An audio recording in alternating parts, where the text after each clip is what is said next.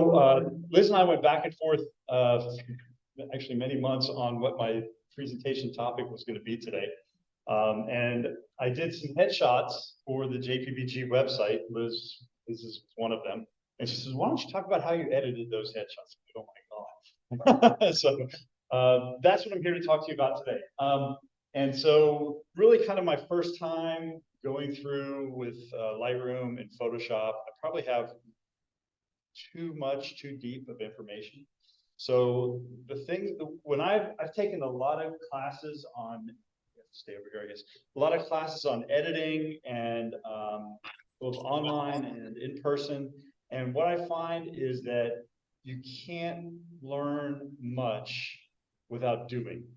And you have to continue to do and do and do and do again until it finally sinks in. So I've taken, there's a lady that does a painting class with Photoshop called, her name is Sandra Pierce. And I've taken her class 3 times. And every time I take her class, she teaches me something. I go, oh, God, did you tell me that? Because I never used it. So my goal tonight is to not teach you completely how to edit images, edit headshots. But my goal is to give you a flavor of the tools that I use, at least, and enough. And that's why you had a copy of the presentation, so that when you go to edit a headshot, you can say, oh, I remember Keith said to use frequency separation, and that's going to help me do skin retouching. But I don't remember exactly what he said or how it works. But now you know frequency separation, and you can go out to Google and find frequency separation, and there's a bazillion videos on it. Okay, so my goal is to give you enough information to make you a little bit dangerous.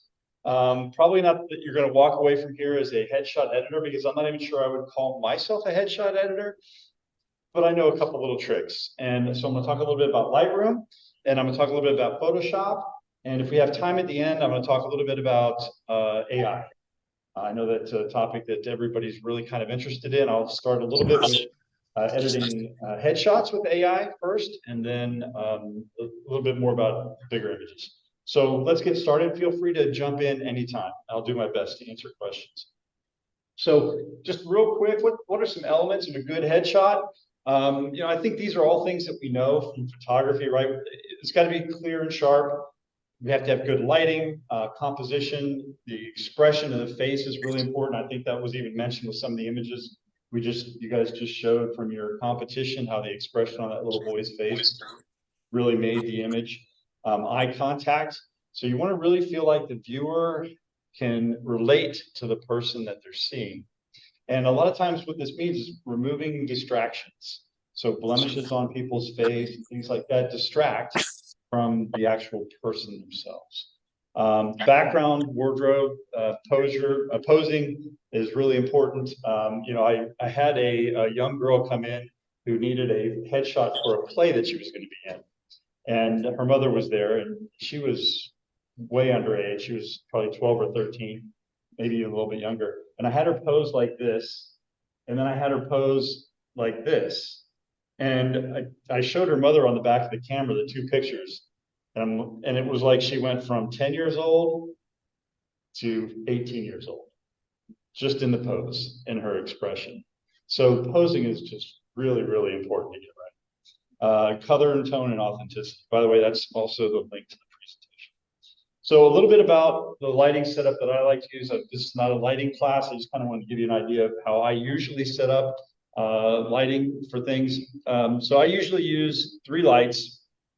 I use I don't have a pointer. The main light down here with the reflector on one side. So you get a little bit of drop off across the face. You get a little bit of shadow, a little bit of drama. Depending on where you put those lights, you get more or less drama. The oval underneath is one of those, I didn't know how to represent it. It's one of those eye lights that go underneath the face that I use. A hair light in the back, and then the light on the left there illuminates the background. So you basically can do a vignette in camera with that light. So that's just my basic setup that I use, and adjust a little bit around that. So my workflow is I basically have 3 tools that I use for processing images. So the first tool is going to be Lightroom. And this is where I do just some basic edits of lighting and lens correction, things like that, crop. I'll also do, if there's any major blemishes, the heal tool in Lightroom has gotten really good. And this is where, AI is starting to come in a lot, is this AI masking for the person in Lightroom. So if you haven't tried this yet, it's pretty powerful. It's a good first pass if you're not going to go into Photoshop. By the way, I'm going to go back and forth here between Lightroom and Photoshop. So I'm going to show you some, it's not going to be all PowerPoint. But basically what I do, and I'll show you this in a second, is I do masking of the person. And so the AI aspect of this is that Lightroom now will go in and allow you to set up a different mask for all the different elements of a person. First, it finds the person, and then it allows you to set different parameters for each. How many people have used this in Lightroom already? All right, so some of you guys are already aware. Good. So I'll show you that in a second. But the next thing I like to do after Lightroom is Photoshop, and that's where things get really detailed and interesting. And then the third thing I use is a software called Nick, and I use Color Effects Pro, and I'm not going to talk about that at all tonight, but I do use a little bit of Nick to give it a little bit of a pop. So let me just switch to Lightroom real quick. Oh.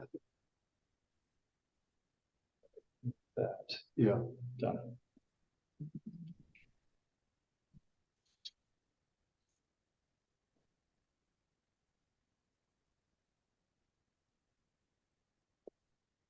So for those that haven't done this in Lightroom, I'm going to actually pick.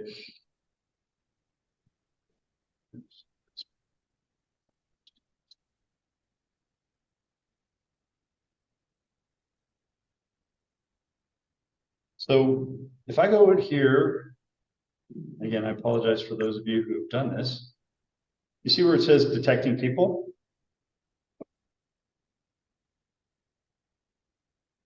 It's thinking.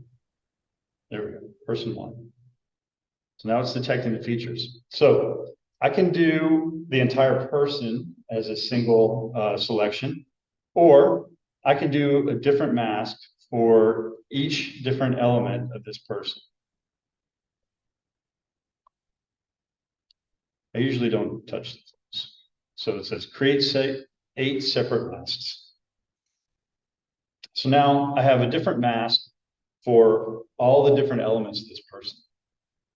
This is pretty powerful. So just to start with, you can look at the mask of the face. So this guy, he has some acne and some issues. So one thing I do with that mask is I will take and just reduce the texture and reduce the clarity a little bit.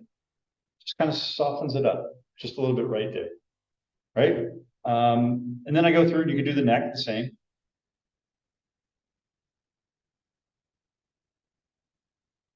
And then the eyebrows I usually don't touch. The eye sclera is the white of the eyes. So what I like to do there is I like to increase, actually on the sclera, not the sclera, but what I like to do there is reduce the saturation so that you don't have, reduce the saturation. So basically what you're doing is any coloration of the eye, you're trying to bring out the whites. And then I would also take up the whites a little bit, take up the highlights a little bit. Anyway, you don't need to watch me do all this, but as I said in the slide, which I'll switch back to, there's different things you can do for each of the different aspects. So again, this might make more sense now that you've seen this. So for the teeth, reduce the saturation, enhance the white, increase the texture, clarity, and sharpness a little bit. Again, you can go through all of these different things, but the fact that you have a mask, and here's the really cool thing. If you have taken multiple images of the same person and you want to apply the same masks to that, and you synchronize across all of those images, it will take all of those settings and apply it across all of those. I mean, that's a game changer. And so if you don't use Photoshop or any other type of editing tools, this is a good little trick. Now, you don't want to go too far because these masks aren't perfect. You don't want to really slam sliders one way or the other. But to give yourself just a little bit of a pop on those images, it's a pretty powerful tool before you head into Photoshop. Any questions? Even if they move, like if they have to move, it still it does that? Yeah. It basically, what it does is it goes to it takes all the information, goes to the next image, and it will find it again and apply all those settings. Yeah. Yeah. And by the way, if I went to imaging last year, and one of the portrait photographers that was there was saying that that same functionality exists on Lightroom that you can run on your iPad. And she says she sits and does all of her edits on her iPad while she's at her daughter's soccer games for her photography. And this is how she does it through Lightroom. So it's a pretty powerful way to get started on images. But Photoshop has a lot, obviously. So, as you know, Lightroom has its limitations. Back to Lightroom for just a second. The other thing in Lightroom is, if we get rid of the masks here, we zoom in. Lightroom also has some pretty good tools for healing blemishes. Now, I'm not an expert at all of these, and so usually, obviously, that doesn't work. But usually I pick a different one and figure out which one works right. So this one, what's that one called? Content aware removal. So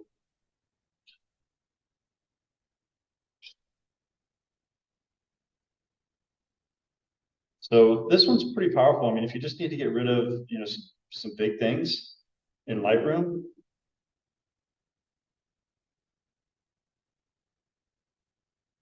I mean, that's pretty good, right?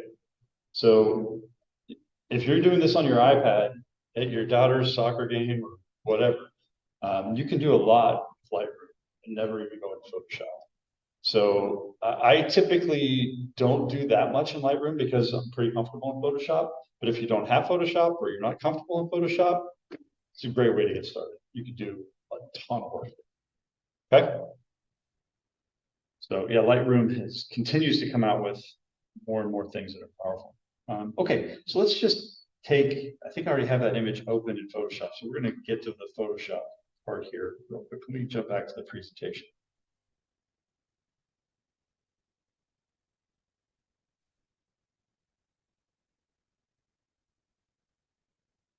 All right, so we kind of went through the basic workflow for Lightroom.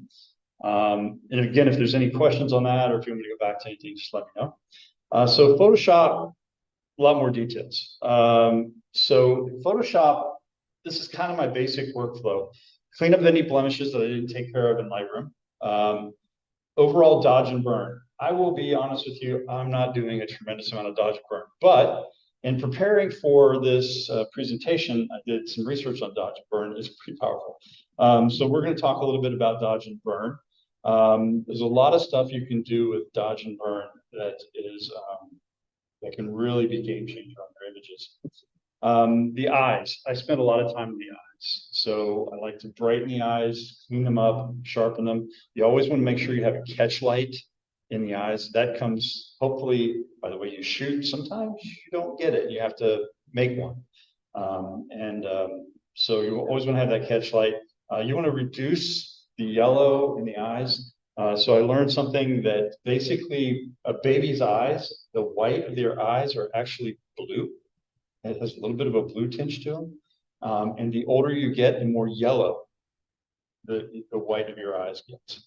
So if you want to make somebody look younger, you move their eyes back from yellow to blue. So it's a bit of a trick that you can use. I also like to, of course, whiten and sharpen the eyes. I find the eyes really are what captures me in an image. So I really paid a lot of attention to the eyes.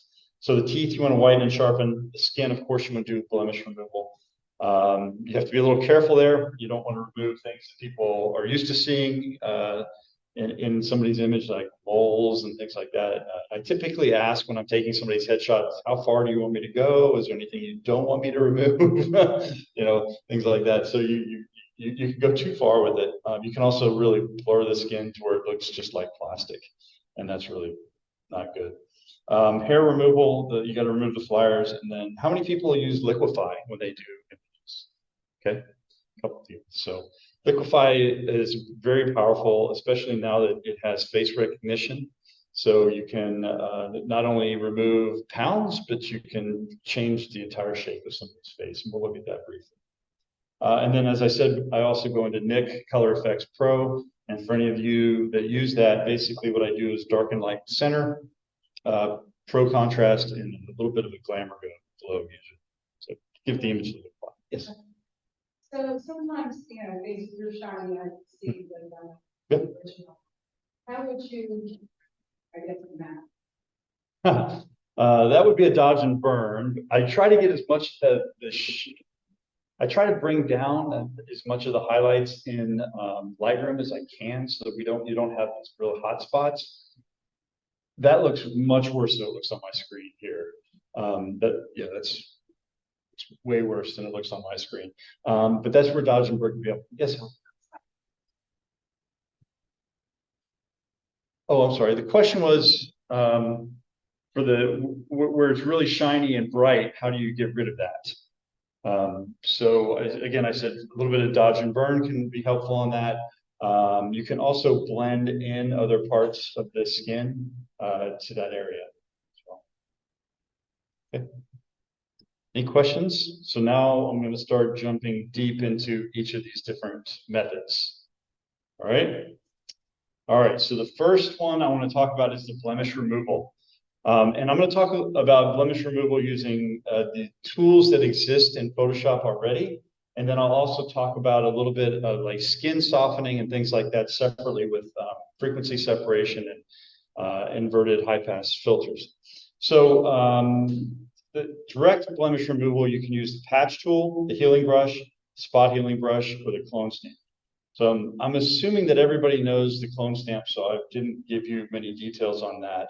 The patch tool, you want to make sure you set to content aware.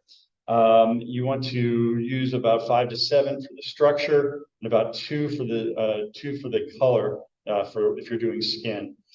This has to do with how much texture and color is applied when you use the patch tool. The healing brush, and again, I'm going to show you examples of all of this in Photoshop in a second. The healing brush, you want to make sure the hardness has to do with the focus. So the hardness of the brush that you're going to use is going to be commensurate with the focus. So in other words, if you have a really sharp image, you want to use a healing brush that has a pretty hard brush. If it's a very soft image, you're going to soften up your brush a bit. The source is going to be the sampled, and then whether it's aligned or not is whether the sample moves. And then the spot healing brush, which is probably the most powerful one. So the spot healing brush doesn't need you to tell it where to sample from. So patch tool and healing brush both basically you have to clone, basically say, I'm going to replace this area with something from this area. The spot healing brush basically uses, again, this AI technology where it basically says, I want to remove this. And it goes out and it looks around and says, okay, well, if that's what you're saying you want to remove, then it must be that. And I'm just going to give you what it's going to be. So it's the fastest, so you don't have to actually select a sample. So let's see how all of it works.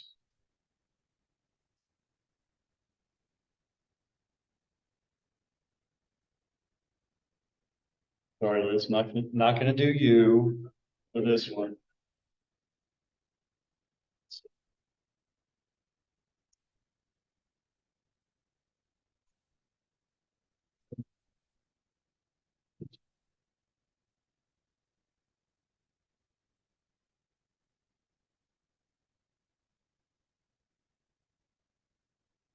Loading. Thank you. There we go. connected to the projector.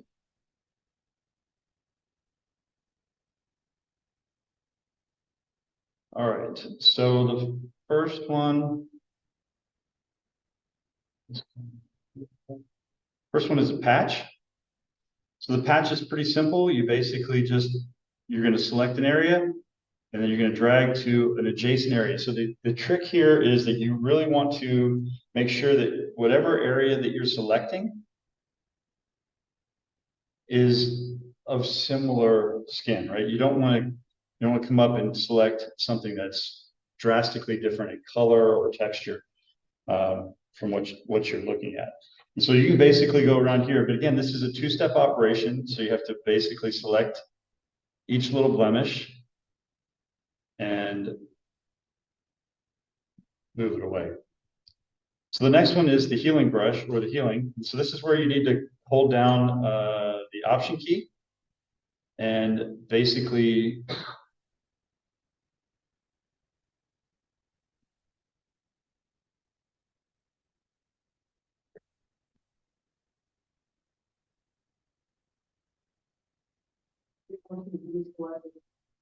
yes, thank you.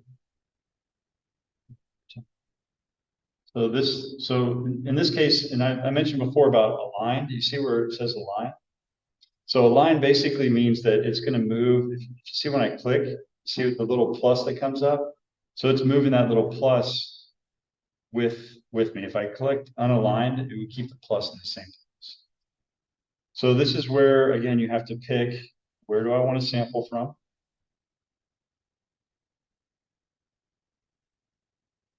But it works, right? So take a little while, but it works.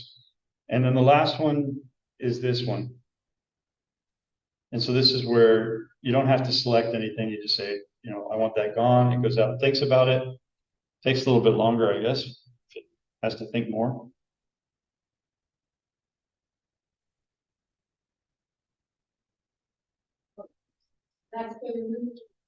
Yeah, this is the spot healing brush. Spot healing brush. And then everybody knows the clone stamp, right? I don't need to go through the clone stamp. It's pretty straightforward tool. Really? Okay. Okay. So clone stamp is pretty much like the patch or the healing brush, except you just have to basically, again, hold down your option. See, I have a little target now, and select your target. And the nice thing about that is you can set the opacity, and you can set, the hardness of your brush and the size. Give him 2 eyebrows. What's that? Give him 2 eyebrows. Okay, good. So that's with the lower opacity, but if I did higher opacity, okay, that's clone stamp. And so it's a very powerful tool. I'm sorry I didn't put it in there, but so clone stamp is very powerful. It's a little tricky for retouching blemishes because you're just copying images. It doesn't really do any algorithms on how to make the copy right. The other tools that I showed you have a little bit more algorithms behind that if you're trying to remove blemishes, things like that. Any questions? Yes, Helen. Yeah, do you have a particular brush and brush size that you kind of like to work with when you work with?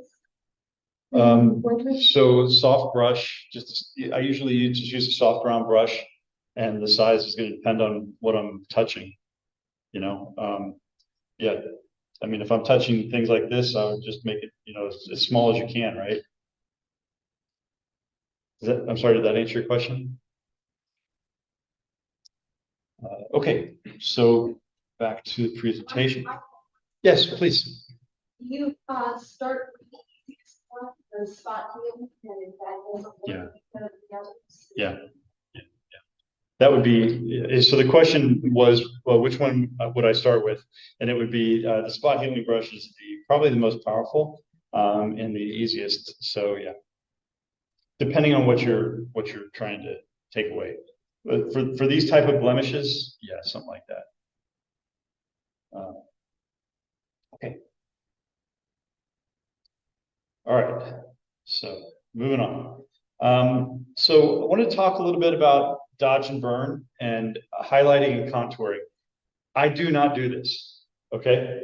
I'm not good enough to do this, but I want to just mention it to you so that you've seen it somewhere. And at some point you might go, oh, I remember somebody said you can do this. Women probably know this. The men probably have never seen anything like this before because we don't do makeup. But when a woman does her makeup, this is kind of what I believe they're thinking.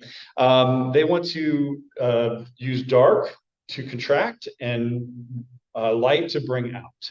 And so that's really kind of the idea here about highlighting contour. If you're doing real heavy duty beauty work, or if you really want to make somebody's image pop, you're going to try to use this dodge and burn techniques with keeping this type of thing in mind, right? You're going to try to make those cheekbones look stronger. You're going to try to shape that jawline, try to bring that nose out. Anything that you make lighter is going to look like it's closer to the camera. Anything you make darker is going to be further away from the camera. So this is really just kind of a way to make sure that you keep your image looking three-dimensional and beautiful. Again, not trying to teach this, just want to make sure that you have heard this and that you might at some point look online and see it. So dodge and burn, there's a couple different ways to do dodge and burn. I'm going to show you, I'm going to talk about two ways, and I'm going to do one way that I'll show you. So one is, first of all, I have a Photoshop action for most of these. So for the dodge, you're basically going to use the curves layer. You're going to change the blending mode of that layer to screen, and you're going to create a conceal mask. You're basically going to, does everybody understand the curves layers? Does anybody want me to show what a curves layer does? You do, okay. Thank you. Show you. So a curves layer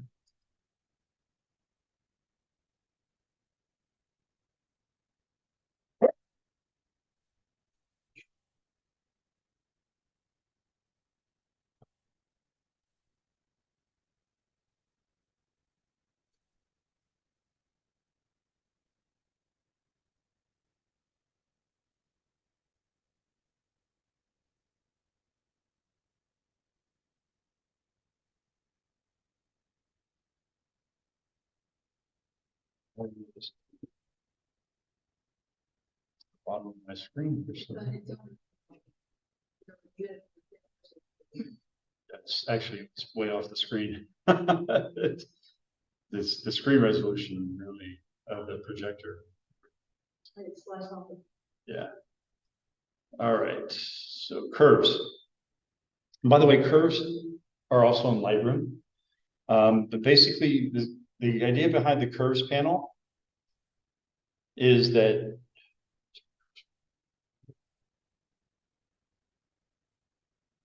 everything's. I use a monitor that's about this big at home. It's shrunk me down to now I don't even. Liz, any idea? I don't even know why I can't. It's supposed to bring that.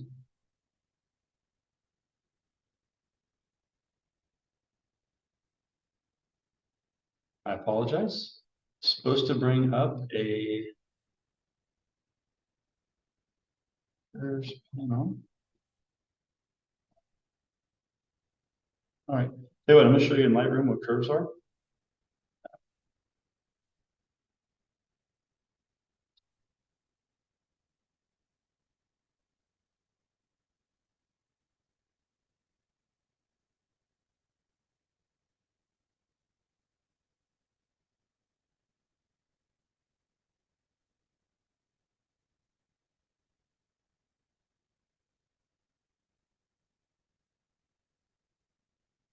I don't usually use it in Lightroom, but so basically the curves panel, you can see it, is so this is the line that exists for the image right now. So anything down here is dark, anything up here is bright. And this is showing the histogram image of the pixels in the image right now. So if you want to take a curves layer and you want to make things brighter, you're going to basically grab this and drag it like this. So if you want to make just the highlights brighter, you're going to drag it over here, up at the very top. It seems kind of weird, but if you play around with it for about 5 seconds, you'll figure it out. If you want to brighten up all the darks, you do it here. If you want to make everything dark, you're going to do it here. Okay, just going to drag it down. And then you can play around with it if you want to make the midtones, or if you want to play around with, you know, just the really dark parts of the image. So everything down here is dark.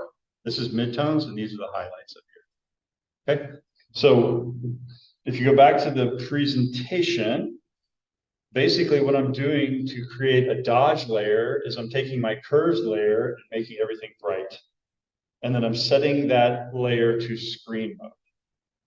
And then I'm taking another layer and making everything dark and setting that to luminosity mode.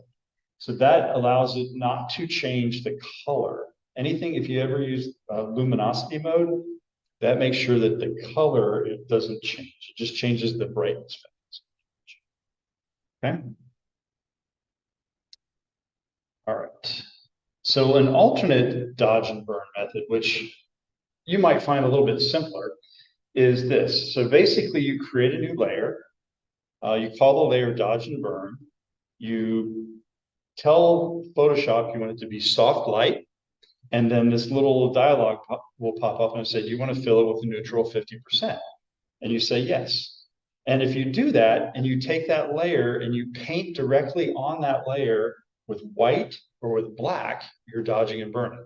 So you're not touching your image at all, but you can dodge and burn an image with that one particular layer. So let's just get rid of this curved layer here. So we're going to just create a new layer. Do it here.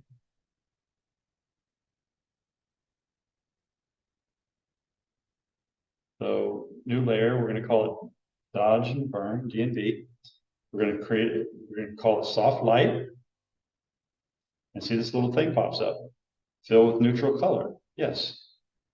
And then I think we have to change. Yeah. So now if I take this layer and I paint on this layer directly, let's just crank up my opacity here so you can see what happens. If I paint on this layer directly with black, I'm burning. If I paint on this layer with white, I'm dodging. Okay, so it's not touching the original layer at all. It's not touching that background layer. And you can do everything just going back and forth between black and white.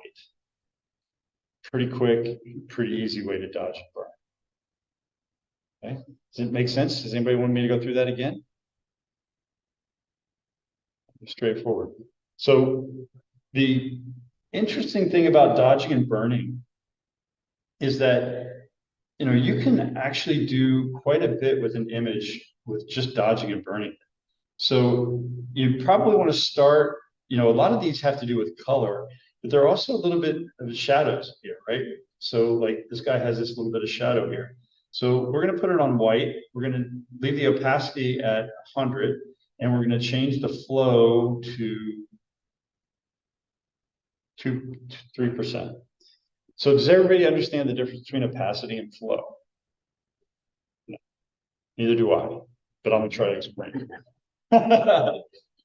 So if you're at 100% opacity and 100% flow, then every time you click the button, you're getting 100% of whatever you want to put on there. If you're at 100% opacity and 1% flow, every time I click the button, I'm getting 1% of whatever I put on there.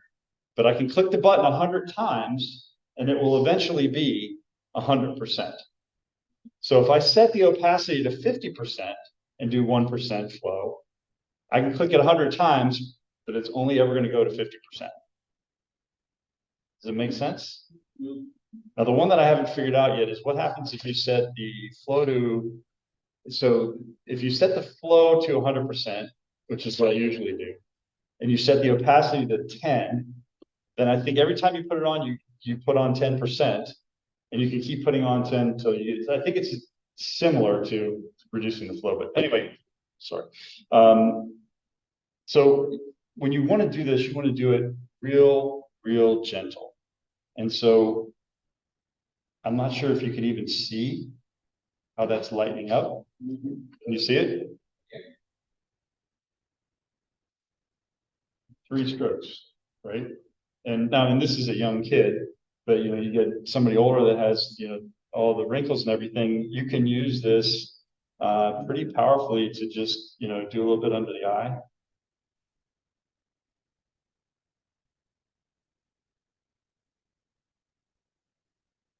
Right, so it's a pretty powerful tool, this dodge and burn. And by the way, for those of you who don't do pictures of people, still pretty powerful for landscapes and, you know, anything else, right? I mean, it's just Photoshop, it's just adjusting pixels. And so, you know, it's a powerful tool to have. All right, let's go back to our presentation. So that's the alternate dodge and burn technique. And now's when things get a little bit more complicated. So I have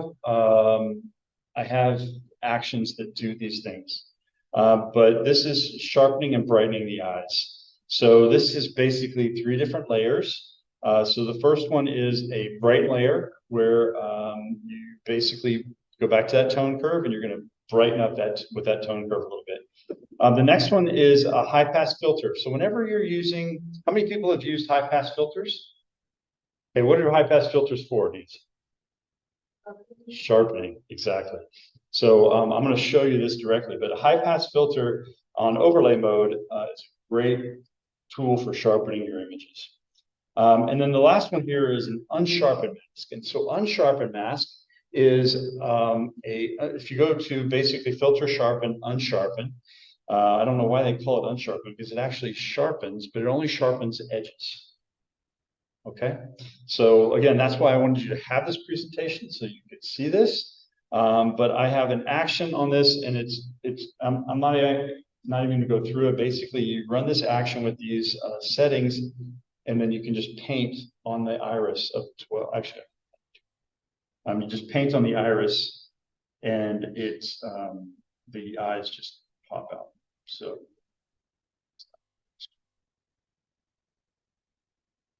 Let's do this.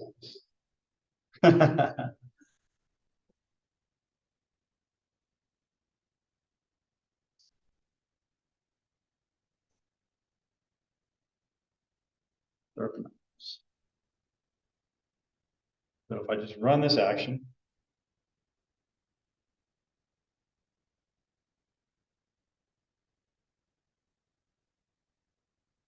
thing is, what you want to do here, this has beautiful eyes. You want to use a hard brush. God.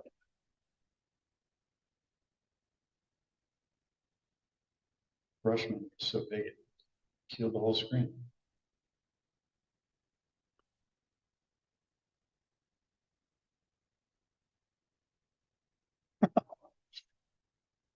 I might have to unplug and reduce the resolution so I get my screen back.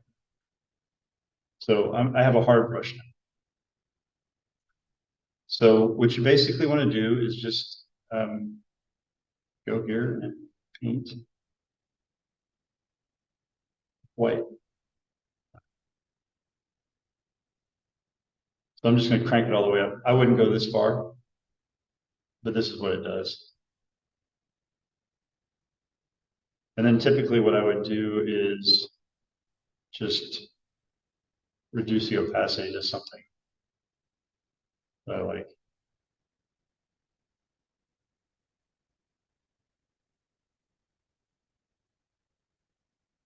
Okay, so here's another quick tip. If you click, what is it? Command-Shift-F. So opacity you can set on a layer, but if you click Command-Shift-F, you can actually change the opacity of your last brush stroke only. I'm telling you, that's worth the price of admission tonight. Command-Shift-F on a Mac. I'm not positive what it is on a PC. but you can change the opacity of just your last brush stroke. So you don't have to go and change, you make a different layer and redo it and change the opacity of that layer. Change just one brush stroke with that one click. Okay. Did anybody know that trick?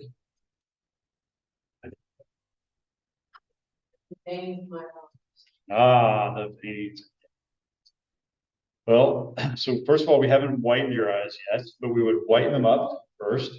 But let's go back and use this little guy.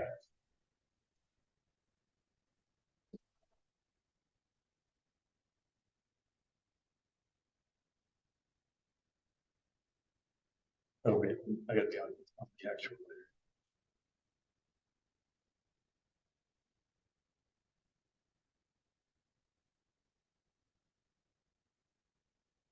Probably should.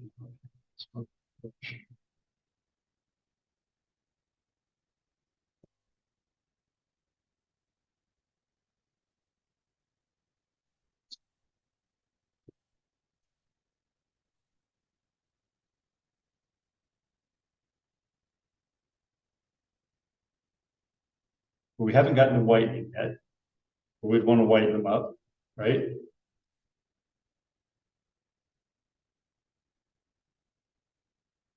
But those same tools, blemish removal.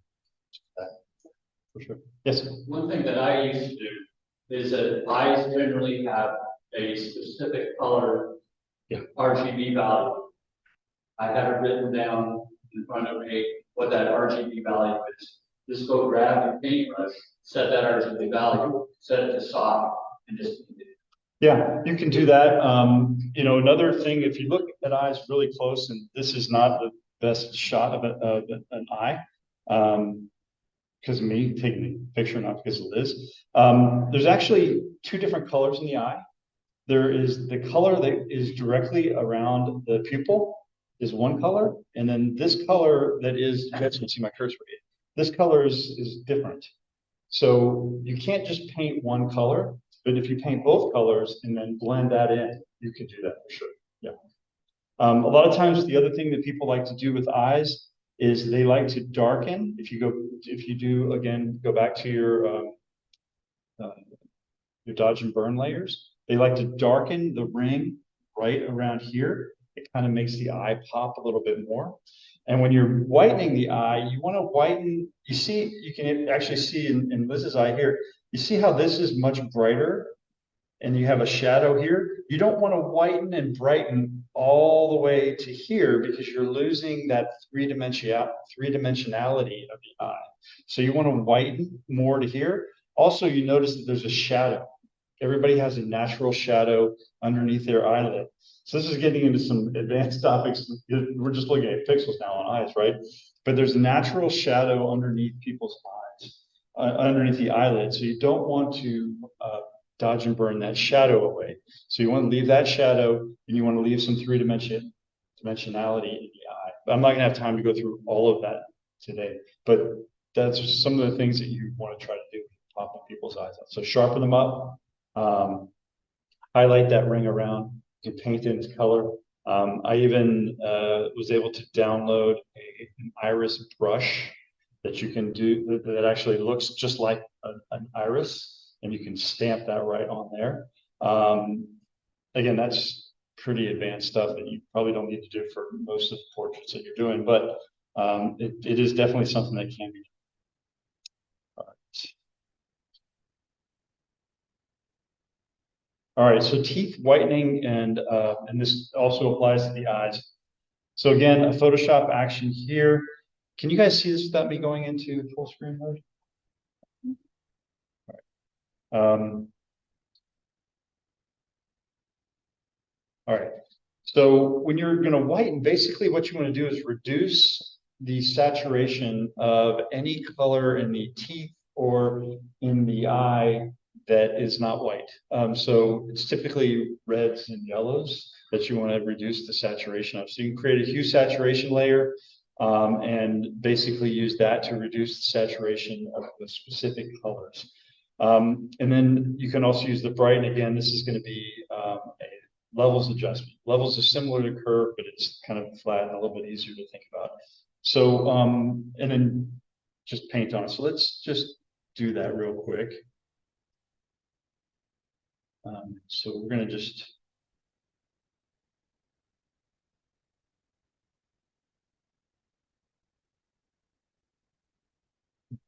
other action.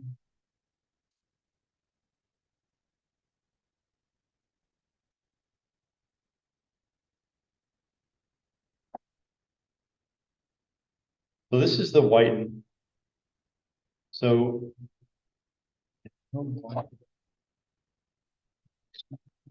where I can see the layers. So this is a hue saturation layer that basically reduces saturation of yellows and reds. And then this is going to be just a levels layer. Levels basically just allow you to change the overall brightness of the image. And so from this, if I just paint here again, white, too much.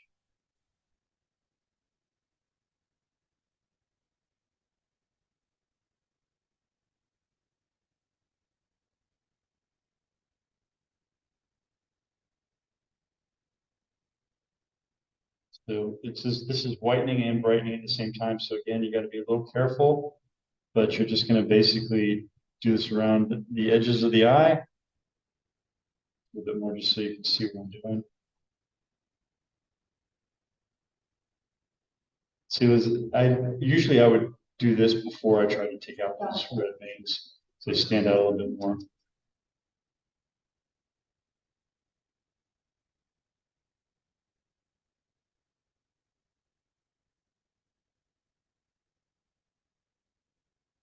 Trying to do this with the trackpad is maybe not the easiest. You definitely want to do it a little bit more towards the eye to keep the dimension. All right. So you see that eye really pops a lot more than you started, right? So, I mean, it's kind of a subtle, but you see the point though, right? And having that eye sharp and bright really changes the whole perception of the image. Are there any questions about that? Did you do that by telling now? That only works with some of them. Usually doesn't work with me. I need you to drink 3 gallons of water before you come for your portrait. Actually, that does help, actually. Pops up. All right. So that's the eyes and the teeth. You do the same on the teeth. You know, I think it's pretty straightforward. So a lot of times teeth get some yellow on them. So you just want to reduce the yellows of the teeth and brighten them up a little bit. Skin softening. This is about a 5-day class. I think you could probably teach in skin softening. So I'm going to mention the inverted high pass, but I want to talk a little bit more about a different method that's frequency separation. So I've seen this inverted high pass done different ways. The way that I've stated here might not be the same way that if you go out on Google and you put inverted high pass and have somebody come back and show you what they do for inverted high pass, it might be quite different from this. But basically the inverted high pass takes, as we said before, a high pass filter, which is a sharpening, and inverts it and blurs it a little bit. And then that allows you to then soften the skin with that. Again, I don't think I'm gonna have time to go through the details of all this. I just want you to know inverted high pass is a good softening method to use. It's a little bit easier once you get it set up to paste than frequency separation. But I want to show you frequency separation because I think it's really kind of an important tool that you should at least be aware of. How many people have used frequency separation? Nancy. How many people have heard of frequency separation have never really wanted to try it? It is hard, actually. It's hard to wrap your head around, but I wanted to talk to you about it first. I'm not going to go through this slide because it's blah, blah, blah, blah, blah. You have it. You should have it if you want it. Otherwise, you can take a picture of it. I think it's better for me just to show you. So frequency separation. Let's go back to one of these. So I hope this works.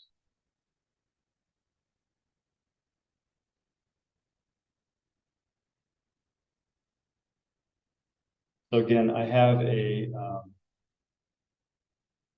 Photoshop action for this, but I will explain the Photoshop action. So so what you do with the Photoshop is you basically create two layers called one texture and one color. So the power of frequency separation is you are separating the texture in an image from the color in an image.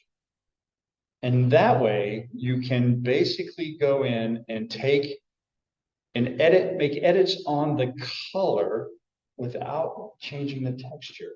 Remember what I said, if you over soften somebody's skin, it starts to look plasticky. Frequency separation doesn't change the texture. It's only going to change the color. Okay, if you want, you can change both. But the power is that you can change them independently. So the first thing it's asking me is to do a Gaussian blur. And it wants you to set the Gaussian blur so that you basically can't see any of the textures. You can only really see the color. And so this takes a while to figure out exactly where to set this. But we're going to set it here at about 5. And it's going to be different for every image, right? So this image isn't as high resolution as some of my other images. So a higher resolution image might be around 6 or 7, or depending on, you know, the amount of pixels that are there. And then basically what it does is it takes and creates these two layers, a texture layer and a color layer. Now, what I'm going to do is I'm going to turn off the texture layer so we just have color. And so when we're dealing with color, remember these blemishes that were on this guy's head? When we're dealing with color, we want to basically, we can use a paintbrush. So for instance, if I wanted to, you could use those other tools that we've talked about earlier, but you're only dealing with the color aspect here. You're not changing the texture. So let's just use a paintbrush here. And we're going to paint, we're going to use the eyedropper, and we're going to select that as a color. And I'm just going to paint like over some of the redness.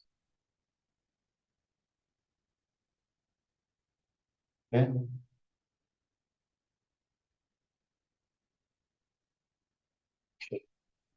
Back that up real quick.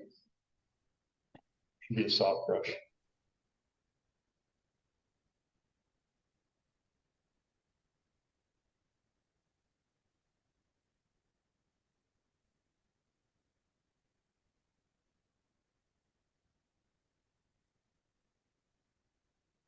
So I'm just painting over some of that redness. So it just kind of all goes away when you do that. But you can see that the texture of that blemish is still there, right? So, you know, another example might be like right here on his nose. Let's turn off the texture. Let's just use a patch tool. And then we're going to just select that little bit of redness right there. Let's turn it back on. See, all of the texture is still there. All the little pores of his nose are still there, but I removed the redness, right? So this tool, let's look at this scar. So this scar is mostly color, right? So if we take that scar and we use the patch on the color layer, you can see that it still has the texture of the scar, but most of the color is gone, right? I cannot teach you frequency separation in 5 minutes, right? I can't teach it to you probably in an hour. So this is something that you're going to have to, like, if you're interested in doing it, you're going to have to like go home, Google frequency separation, and watch some videos and practice. But yes, sir. You put the distinct advantage of using some stuff, like Yeah. So I find, so the question was, do I find a distinct advantage of using frequency separation over using the Nick tools, for instance? I find that the Nick tools really look plastic. I try to stay away from using too much. I mean, if I use the Nick skin softening, it's like 1%. It's the tiniest, tiniest little bit. And it's helpful, but you can't really control it like this. I mean, with this, you can really, really control what you're doing and leave that texture and not make somebody look really plastic. Which with Nick, it's a little bit more of a baseball bat approach, Nick.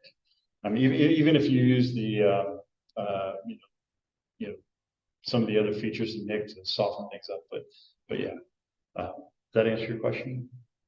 Okay. This is very powerful, but it's not easy, and it takes a little bit of practice and time to figure out how to use it. Any questions? Am I losing everybody?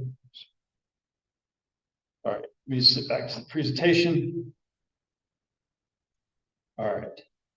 So we're going to shift gears now to AI. How much time do I have?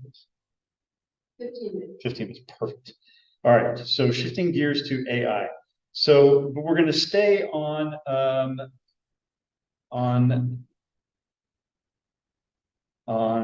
headshot retouching real quick. Okay, so how many people love to remove glare in glasses?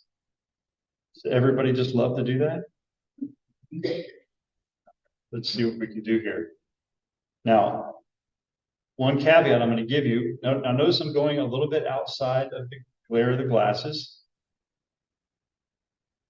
You do not want to do this over somebody's iris. Okay?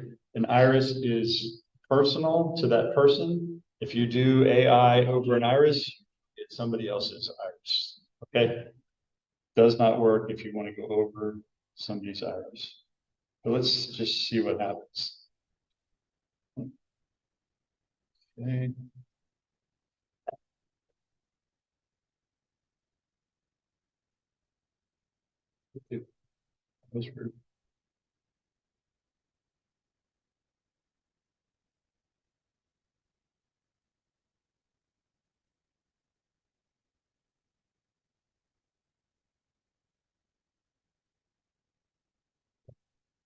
All right, generative fill. I'm not even going to tell it to do anything. I'm just going to say generative fill, generate. How many people have used AI generative fill? Did you guys have somebody come and talk about this? Yeah. So this is the new stuff that's coming out with Photoshop. That was hard. And so that was the lasso. Just lasso. Yeah, so not hard, right? So yeah, so what it does is it generates 3 examples. I find the first one's usually good. So that's the first one. That's the second one. That's the third one. If I don't like any of those 3, I can tell it to do it again. Okay. So pretty powerful tool, right? And then you can always edit the layer with regular Photoshop tools that you normally do. All right, let's switch back to, I think keep popping up. Let's switch back to Liz. I'm not going to do your wrong, Liz. Don't worry.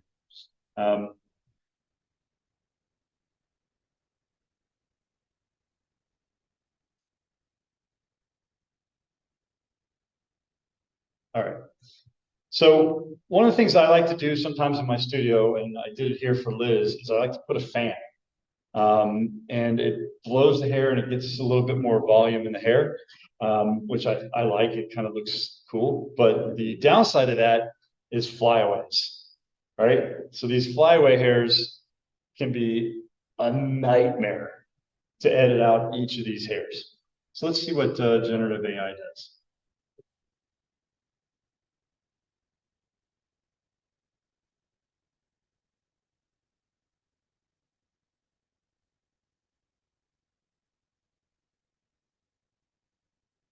So this time I'm going to give it a prompt. I'm going to say remove fly away.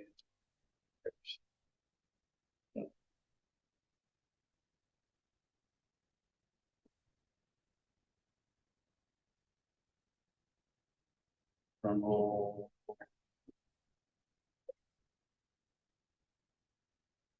Not bad. Okay, so do that a couple times and the whole head. Pretty good, huh? Worth the price of admission right there.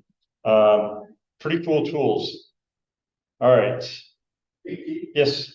Is that what guys like us, could we add there? Haven't tried it, but you can add. Yes, you can add. Yes.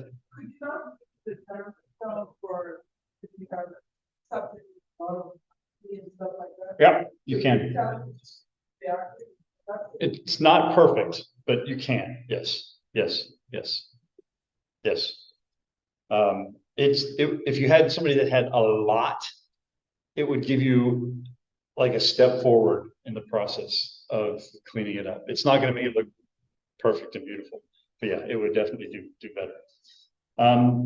So I want to just point out in the presentation a couple things. I had like one slide. So you can basically smartly remove objects. You can also smartly add objects. You can also create total backgrounds. So this little girl, her mother called me and said, "Can you take my daughter's picture today?" Today. I'm like, okay. And so she came over and she came up dressed as a princess.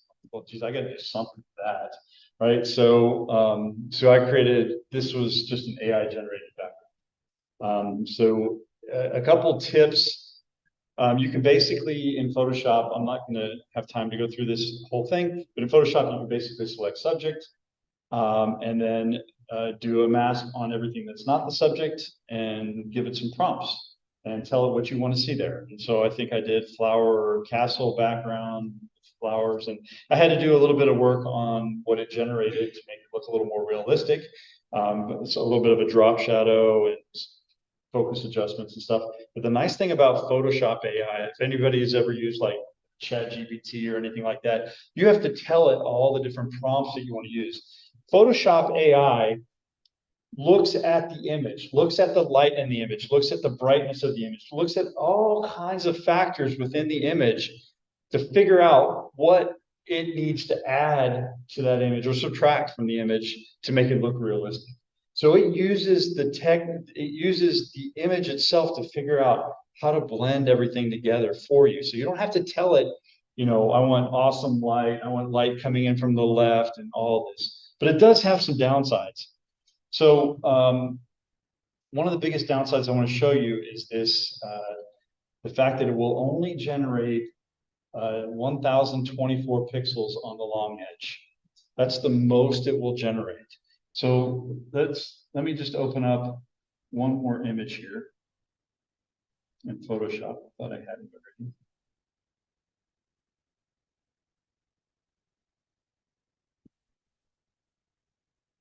Okay, so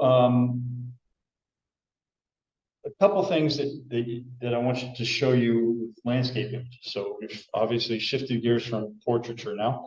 So the crop tool, notice if I click on the crop tool, it has this generative expand. Generative expand. So if I take, you know, sometimes your images are a little bit off. That's not what I want to do.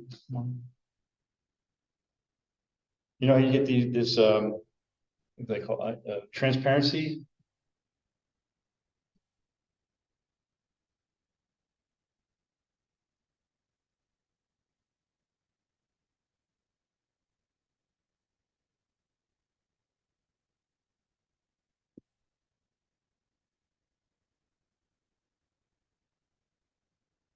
Well, yeah.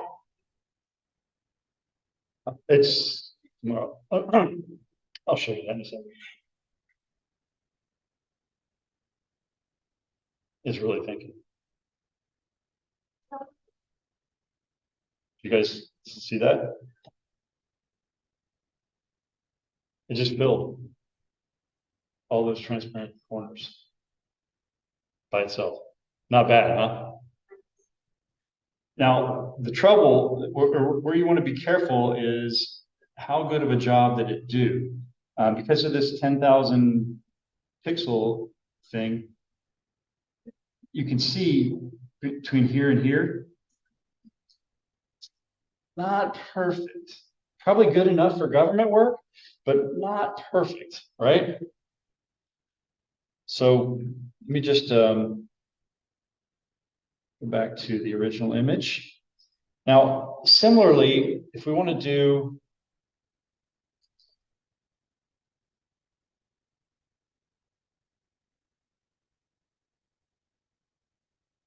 so let's say we want to make this image bigger, right? So canvas expand, like you're saying. So image, let's see, image canvas size. So I'm going to expand this canvas.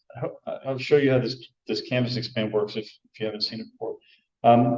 This basically, this thing down at the bottom says where you want to expand it from. So I want to expand the width of this canvas, and I'm just going to say by 1,000 pixels. Okay. So this is just going to expand one side and give it blank. Now, I can take my tool here and do this and do generative fill and just click generate. And it's going to go through and do what it's same thing it did when I rotated, right? It's going to try to fill that. Now, I can tell you that that image is a lot more than 1,000 pixels on that edge, right? So what's going to happen when I do this is it's probably going to do a pretty good job, but if you zoom in on it, it's not going to be beautiful, right? So you can see where, see how it changed, right? So, and by the way, it gives me three examples to pick from, so I can scroll through them and see which one I like the best. I mean, at a high level, they're really not bad, right? Sure.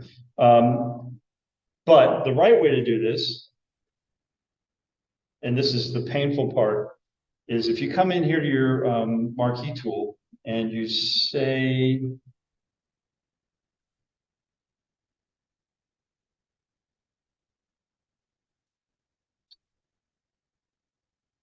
fixed size. So I'm going to set my fixed size at 1024 by 1024. Now, if I just click, it's going to give me a box, and I can do generative fill. And basically, the right way to do this is to do it box by box by box by box, so that I don't lose resolution. So you don't need to sit here and watch it. It works, and it will be better. Still not, maybe not perfect, but a lot better.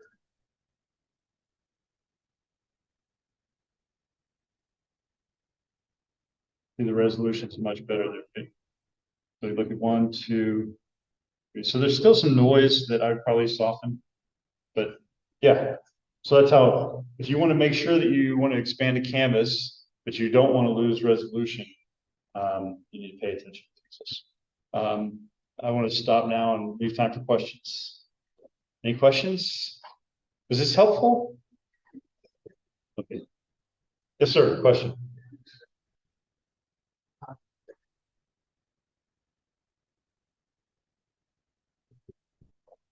Content aware fill.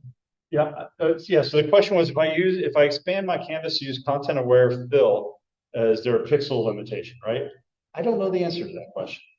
I'm not positive without AI, it's going to do as good of a job as this. So, yeah, I'm not sure. Any other questions? Okay, then that's all I have. Thank you so much.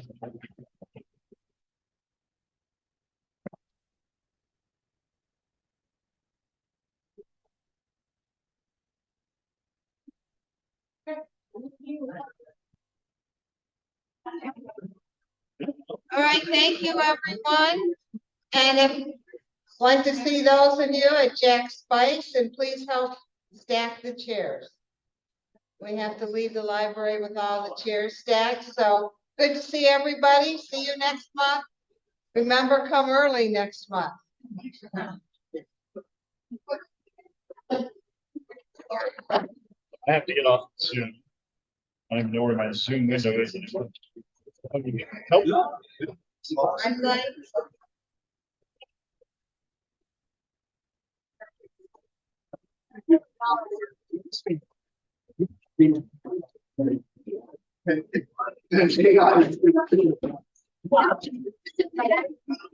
Does that help?